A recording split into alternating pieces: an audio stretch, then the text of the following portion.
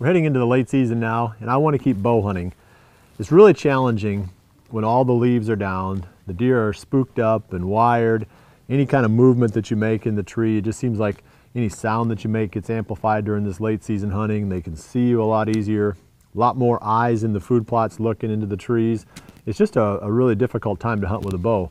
With a gun, you know, it's if you've got the food, you've got the deer, so it's fairly simple. You get into a blind on the edge of a field or even into a tree stand well back away from the edge, and you can cover the whole field with a gun. But with a bow, it's a lot tougher. So I went out, bought some material, and built this blind. And I had some help, so it wasn't just me. But this blind is supposed to serve an important purpose for me. I've got a big deer picked out that I'd like to hunt for the late season, but I want to kill him with a bow. And like I said, I just don't think my chances are going to be very good of doing that from a tree stand. My experience has been that you get busted way too often, the field clears, and then nothing that you want to shoot ever comes out. So we're going to do it with the blind this year.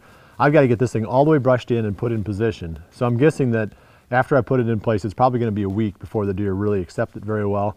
But I am going to brush it in real thick, and I'm going to make a bunch of noise when I put it out there. You know, I'm going to bang around and run a little chainsaw and do some other stuff so that the deer kind of, they know that something happened. And maybe from a curiosity factor, they'll come out and check it out that evening. It's worked in the past. Usually if you try to be sneaky when you're doing something big, you don't get away with it. But if you make a bunch of noise and just let the deer know that, hey, you're totally harmless, it's just normal human activity, it's a farmer out in the field doing something, a lot of times you can get that past them. So that's the plan. I hope it works out because the buck I'm after is a sure dandy.